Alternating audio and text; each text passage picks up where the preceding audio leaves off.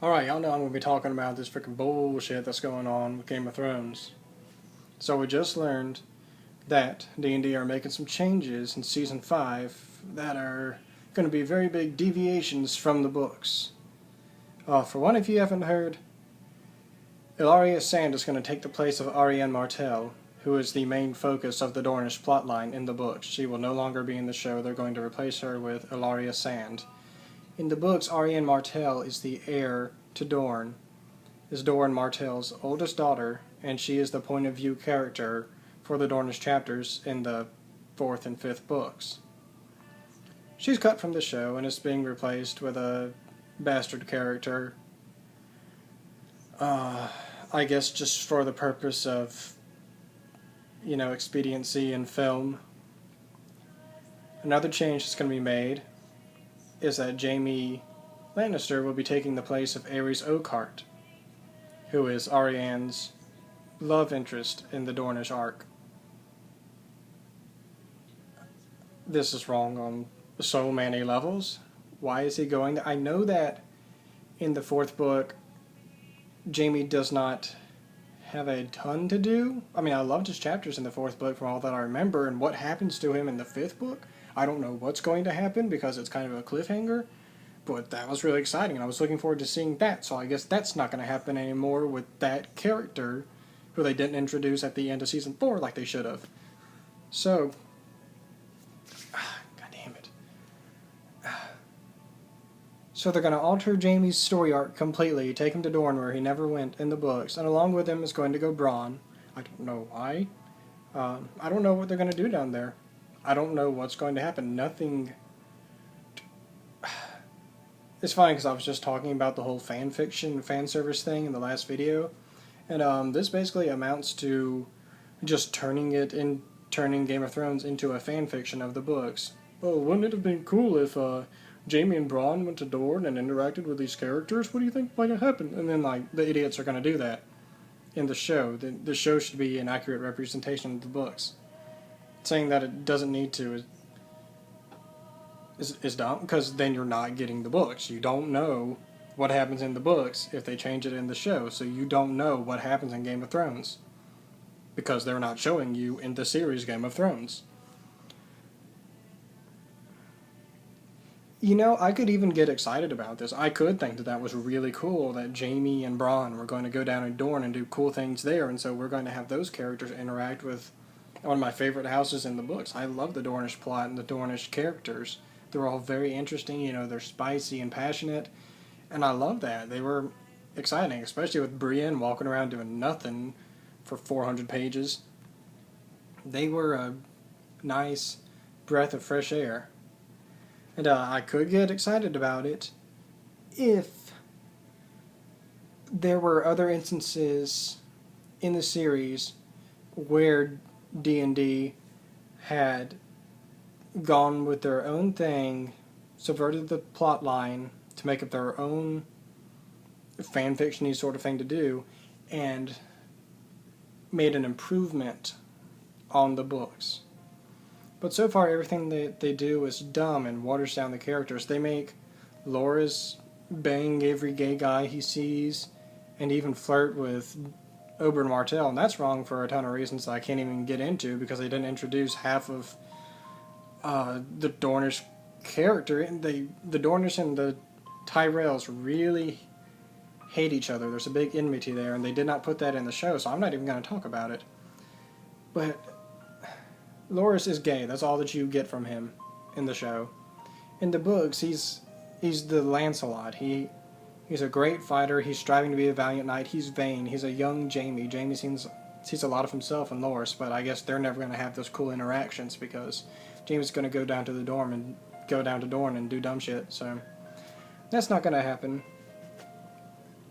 So if there were instances where D&D had improved on the show, I could get real excited about this, but I just know that it's going to be shittier than the books, so that's that. Okay, and another change that I'm more okay with is they're going to bring back Jaqen H'ghar, who has reappeared in the books, but only for like an a prologue chapter. He's not really there. Well, I guess he's there, but whatever. They're going to put him in a different place for a different reason. They're going to put him back in Arya's story arc and have him take the place of the Faceless Man. Okay, I don't want to do any more there because I don't want to give away spoilers for people who haven't read. This I'm more okay with because, honestly, I kind of found Arya's arc from here on to be sort of boring and just kind of in tandem while everything else is going on in Westeros. She's just sort of... Her arc kind of becomes filler for the book because it's like those anime episodes where the characters just go on random adventures that have nothing to do with the main plotline. You know, and she meets people who you've seen, and that's kind of cool to get to see her interact with people. But apart from that, nothing really happens with her of importance that I know of, because I don't know where she's going. I don't know the end game, so I don't know why D&D are making these decisions. Maybe they are the best decisions. Maybe this is the best way to go. Probably not. Because like we've seen with the Craster's Keep filler line and all that shit, it always amounted to nothing. So this probably amounts to nothing too. I don't know. This really bothers me and makes me much less excited about the coming season. And I was so excited because it was going to be Dorne. I was so excited about this past season because of everything that's happened. Joffrey, Lysa and the Eyrie, all that stuff. Oberyn, Tywin's death. They managed to make Tywin's death like a footnote, like an afterthought of the episode. That is like the biggest game changer to happen to Westeros since the Targaryens were defeated, is Tywin Lannister being gone. That creates such a huge power vacuum. And the way they changed that, they cut out Tyrion's motivations for attacking his father.